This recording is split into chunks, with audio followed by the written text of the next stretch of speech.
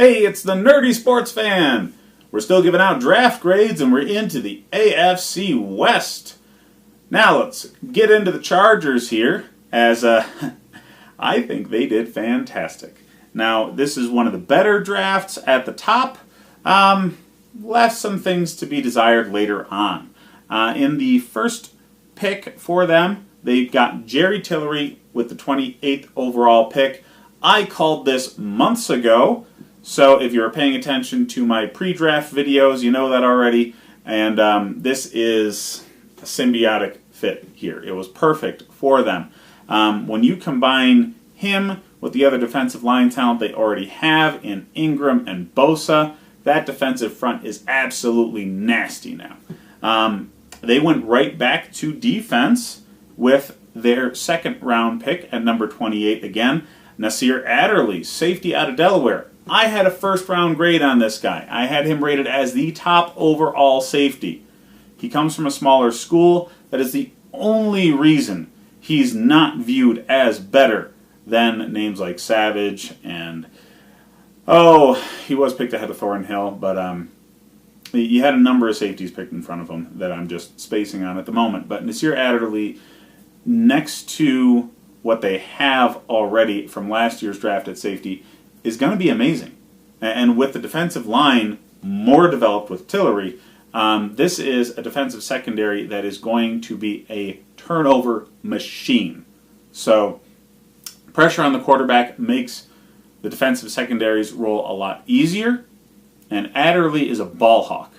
So he's going to get some picks, and I would not be surprised if he gets 5+ interceptions in his rookie season, based off of the defensive front that they have there.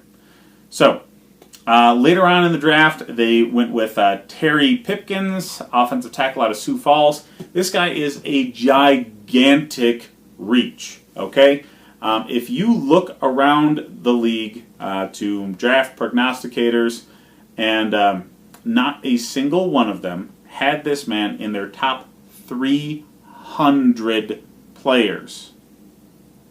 So, this is a person that is widely regarded as an undrafted free agent kind of talent. They got him in the 3rd round. I don't know what they think they know about the guy. I don't. For all I know, he's going to be great because they just know enough about him to think that he's going to be something special. I get it, okay? Small school guys like him, I think he's like Division III school out of Sioux Falls. They get overlooked a lot, and they've been contributors in this league, okay? There's plenty of undrafted free agents and Division II and Division III talents in this league that have done well historically. Not a huge amount, but there are names you can name, okay? But they could have gotten him far later. And that's the issue here. He might be good, but they could have gone after him in the 6th round or later and still gotten him. So I don't know what the heck they were smoking there when they thought they had to go in the 3rd round for this dude, but they definitely did not have to. Notre Dame linebacker Drew Tranquill went in the 4th round to them. This is a depth signing. You know, he's going to be special teams. He'll be 2nd or 3rd string, and they did some interesting things on their defense, plugging safeties in at linebacker spots when they were going up against Baltimore last season. So obviously they wanted speed and athleticism more in the linebacker positions.